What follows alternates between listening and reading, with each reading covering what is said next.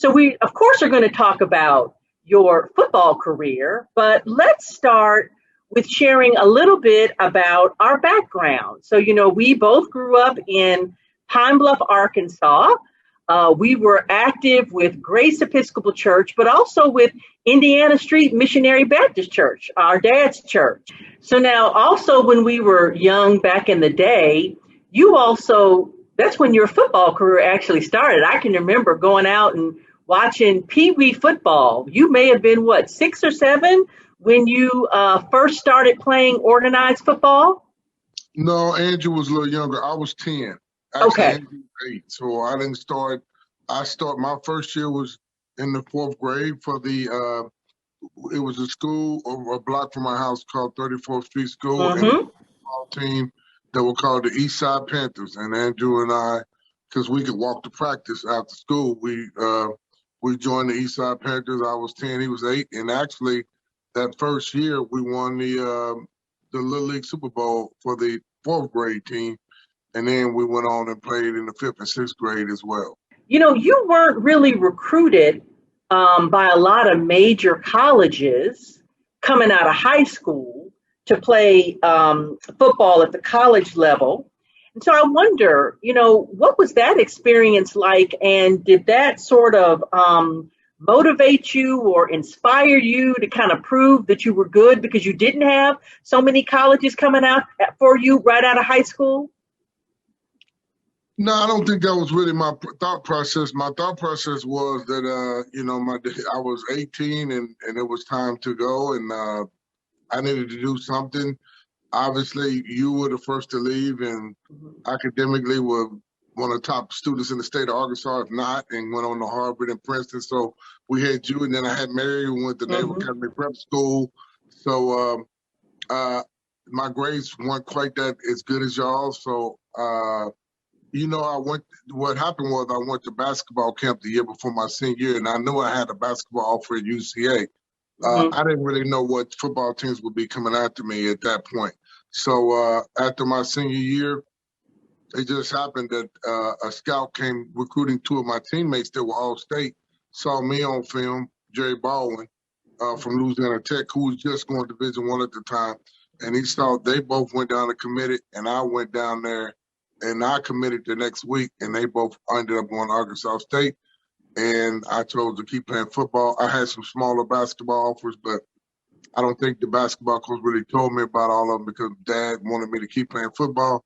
So when I committed to Louisiana Tech, that's when Arkansas State came and made me another offer too. And my mom, and I kind of thought about it, but she said, "You're going to stay with your word and you're going to go to Louisiana Tech." And we went down there and in the office, and I made that commitment, and I went on down to Ruston, Louisiana. There was a purpose there for me to, when I started playing and being undersized, and I wasn't the one that everybody thought was going to go pro. I wasn't all state. I was all conference in football. Right. I wasn't all conference in basketball. So I was all super team in football as well. But, I wasn't highly recruited. And I think my dad always knew that I had some special ability. And when I got to Louisiana Tech and really started hitting those weights and really was big and real fast for my size and got faster hitting those weights and everything, I wasn't ever a big squat guy. Upper body I was real strong, but I could power clean, but I wasn't a squat guy. But I was just real athletic. And, I just think I was blessed with some ability and to go from barely being recruited to being a top 10 pick. I think there was a lot of favor and stuff involved in that. And, I'm glad I took advantage of the situation I had. So at what point when you were playing, either in high school or was it by the time you got to college, that you really did think that the NFL was actually a realistic goal for you to set for yourself? When I got there on my recruiting trip, those guys didn't know I didn't know what position I was going to play. I probably was 220, 230 pounds. So they were trying to figure out where they're going to play me on the offensive, defensive line. And Coach Phoebe Roaf, who played in the league 8 years, he was coached by Dick Vermeil. I was coached by Dick Vermeil. Decided to put me on the offensive side of the ball, which was, I'm glad he did. And I got redshirted, and they just told me I was gonna be a lot bigger when I left school, and I had big hands and big feet, and they said you're gonna be, close to 300 pounds, and I told them I thought they were crazy. Phoebe, I had no inclination, I had no idea. I was just happy to have a scholarship. When I went and saw the facilities and saw that stadium, I mean, to me that was our Alabama, because the big football stadium, I had played in a, stadium like that. It wasn't the Razorbacks, but the Razorbacks didn't really recruit me, so I didn't know how I was playing up there. I just knew I went to War Memorial with Dad to see them play every year. We went up there because they play in Little Rock once a year back then a lot. So I just made that commitment, and when I got to Louisiana Tech and I got redshirted in '89, when you go to a smaller school, the good thing about it, you get a lot of personal attention. So yeah, I had to get out there and play. And, I tweaked my knee against Florida and came out a game or two. But for the most part, I played most of my redshirt freshman year and had a good year. And really, the year that I really started blossoming was my third year after my redshirt freshman year. My redshirt sophomore year, I was probably about 270, 275. And I was real fit, and I was in very good shape and real athletic. And we played Auburn real close, and we played some big schools, and we had a real good football team. We had some guys go. Eddie Brown, Antonio Brown's dad, tried out for the pros. Bobby Slaughter went to the pros. We had 3 or 4 guys get some tryouts. And after my redshirt sophomore year is when I kind of knew, when we played Maryland in the Independence Bowl, and they had a guy on the defense go pro, and Clarence Jones, the tackle, I ended up playing with him, went pro. They kind of told me, Willie, if you take care of your business, you'll have a good chance to play on Sunday. Now, I didn't know how I would get drafted. I just know I was real athletic for a guy my size, and after the '90 season was when I knew I would have a chance to play in the pros. So as you have faced different challenges, we'll just start with during your football career. I know that there were injuries, there were sort of changes with coaches and all sorts of things. As you think back on the legacy of our parents, what sorts of things that our parents teach us? And also, what about your faith, like your journey with the Lord? What supported you when you ran into those sort of obstacles that we all encounter in life? Well, that's a good question. I think I established a faith in God at a young age, like when I was confirmed and when I was an acolyte crucifer in church. And, I will say this, between the years of the teenage years, 15, 16, college, you really didn't go to church a lot. I didn't go to church a lot. I tried to stay, I tried to watch, you didn't really read the Bible as much. I think when I was in the pros, I had some growing up and learning to do. You get to the pros, you get a lot of money. I was all pro my second year. Then I started having children. So I think, and I went through some tough times when I was in the pros, but I think that I had a lot of family praying for me. I think my dad was very instrumental in my life at that time, and I really didn't understand that it was a higher calling that was probably watching over and helping me get through some of those situations. And after I retired and I started dealing with some injuries and had back surgery, and then when I got elected to the Hall of Fame. And that was in 2012? After 2012, and I needed a helpmate. My wife had been that I've been married for almost 8 years now. Hadn't dated a guy in 17 years, and I knew when I came in there, I had to come at her the right way. And I think me marrying a God-fearing woman that had really changed her life around at a certain point and given herself to the Lord, and me marrying her, I think that was really the transition I needed to bring me back and really start studying the word more, understanding the word, and now I study and do things that I haven't done pretty much my whole life. So, you know, especially as I've been married longer, and I can tell the difference in my life and everything going on because of it. I'm in a much better place now. But I will say that I was blessed with a lot of ability, and I had some, you know, obviously going through some of the stuff I went through, leaving New Orleans and different situations in my life. I had a lot of prayer and a lot of people looking over me, and it really helped me make it through it and really have a great career. And I'm very thankful for the football career I have, but I also understand, you know, I have a more of an obligation now, and in life, and to help show people that, you know, to lead them to God, and I need to handle myself accordingly, Phoebe, and the person I had a talk with Mary, our sister, and, you know, regardless, you know, that person I was when I was younger, you know, I understand I'm held to a higher standard, and I can't go back to, you know, living the way I was when I was in my 20s and 30s, and certain things I had to learn. You learn by experience, but so I would say I have a great relationship with the Lord now, and you know, sometimes you stray away at certain points in your life, and you have to find your way back home. You're right. And you know, it's funny, guys would be like, well, you know, Willie used to do this, and you used to go to these establishments and that.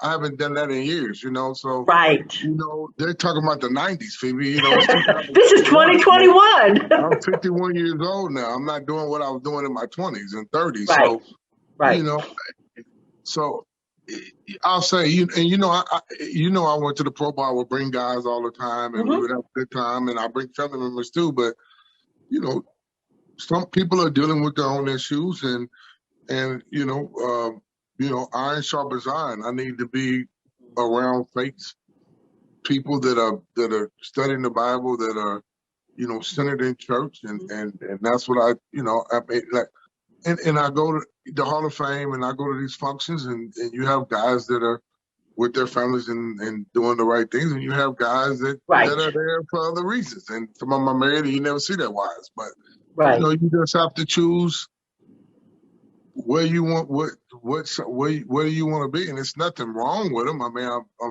friends with everybody, but you know, I have to choose to walk a certain way and be around people that are going to uplift me, and that's where I'm at now in life. You know, especially since with this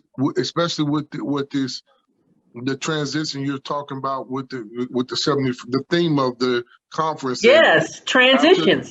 After 2020, we all should be understanding is a high being, and there's some transition that has to be made.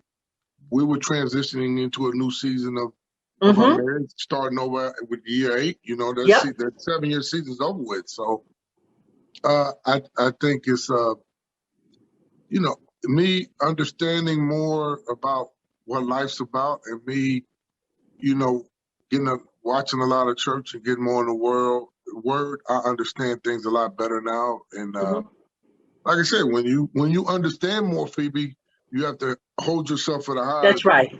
Because then, if you do mess up, the consequences, I think, are a little more than when you didn't know him. You know exactly. What I mean? Right. You can't plead ignorance at your defense. So, as you just said, the whole theme of this conference is transitions. And so you are, in a sense, blessed that you have retired from one career that you dedicated a lot of time and energy and effort to. Some of the men attending this conference, in their 80s, they've been retired, but some of the men are sort of in their 40s and 50s, and they're still going to be in their active working career probably till 65. So as you look back on your transition, first of all, how many years have you been retired from the NFL? And what lessons did you learn during your transition that you might want to share with men who are sort of approaching retirement in the next couple of years from something that they've done for a long time? I've been retired from the NFL since 2006. Wow, that's crazy. So I've been retired longer than I played. So, Wow. um, you know, when in my situation, when you play sports a long time, and I played pretty much 25 years, football, basketball, high Right. school. You know, when you it's a transition because it's like I use my body to play to compete on the Hmm. field, and you know you have to find other ways with your brain and stuff to keep you motivated because you know when you leave that sport and when you've been played at the highest level and been one of the best guys to do it, it's kind of a hard transition because you where do you find that rush from that Yes. drive of competing every week? You know, I was competing to to I had to get my mind ready to compete on that field every year. So you kind of you even in the off season, your mind you're always thinking Hmm. about it, preparing your body. Is my body gonna hold up? You know, making sure you'll feel good before you go to training camp. So I'll say, you know, it was me finding, you know, a transition after I retired, trying to figure out what I was going to do next. I Hmm. had some properties, you know, some real estate deals. I was doing other stuff. I coached a little bit. I was trying to find out what that next chapter was going to be. And then, you know, I have children, so getting Hmm. more involved in their lives. You know, I have 4 children and a stepdaughter. We have 3 grandchildren now. Hmm. We have our grandson right now. We had him all weekend. So, you know, I think being married and getting back in the church was very, Hmm. very good for me. And, you know, staying busy, you know, making sure I'm working out, you know, I'm riding my bike, you know, reading more. I just think you Hmm. have to find something, some hobbies, traveling. If you like to Yeah. travel, I like to travel a lot. Yeah. But if you're retired, you know, that's a good thing. You know, you just want to make sure that you're retired, you get to enjoy it for Hmm. as long as you can. And if you're married, enjoy your partner for as long as you can because, you know, Phoebe, we're not going to be here forever. And, Yep. you know, I want to enjoy the time that I'm here and, you know, family and friends and loved ones. And I think that's been, you know, knowing that you have good family around you and with me, a helpmate every day. So as we think about sort of the transition, what sorts of businesses or things are you doing now? I'm assuming that you're still doing a few little things to keep some money coming in. So what sorts of business ventures are you involved in now? Well, other than that, I had knee surgery, I had back surgery after I retired. So I do get disability from the NFL Yeah. every month, which really helped, you know, from the league, which I've been getting uh, in early Social Security since 2015. So that's really Hmm. helped out a lot. My wife is the real estate company that we deal Hmm. with, Echo Fine Realty, that we bought and sold properties with. She starts work with them Tuesday, so that will be helpful. I also, I was very fortunate to buy and sell some properties that Hmm. did well for me. I had an apartment building that I bought with 15 units in Kansas City that I held on to for a while, and I sold that. And I had a house in California I Hmm. rented out that did well for me. But now I do. After I got in the Hall of Fame, I do signings, and Yeah. you know I get paid to do my signings, and I go and do. We go to the Hall of Fame and make money, and I promote Prime My Body, some CBD stuff. Hmm. The Hall of Fame just started an NFT that's dealing with the Hall and the NFL teams that we have a Hmm. little percentage of ownership in that we'll get going this year. So, you know, and we had a product that we got going a few years Hmm. back. Frame My Game is like a license plate to go in your car. We own the patent rights to it, so I'm not going to say the book is closed on it Right. because I've talked to some license plate companies that I like the concept, and they said we'll reach back to you next year. So, you Good. know, but outside of the pension I get every month, uh, the signings and the other stuff I do, some investment stuff still coming in from my Hmm. financial guys that it's still some of the money still trickling in that they have to give me. But you know, outside of that, you know, I stay busy as much as I can, and We do well. We do well with what we have coming in, and like I said, my wife is very excited about starting a new chapter. Mm-hmm. For any men that have, have, this generation is a little different than us. If you haven't been able to, if you've had children and you've lost connection with them, or you went through a marriage and you got remarried, Mm-hmm. it's important to be involved in your kids' life as much as you can and let them know that you're there for them. I'm not saying everything's going to be perfect along the way, but you need to keep those relationships as good as you Mm-hmm. can. Because I did have the best relationship while I was having kids and wasn't married and playing professional sports. It's hard to do the two with that lifestyle. So, like I said, we're always a work in progress, and we're trying Mm-hmm. to make up for, if I wasn't there the way I should have been while I was a professional athlete.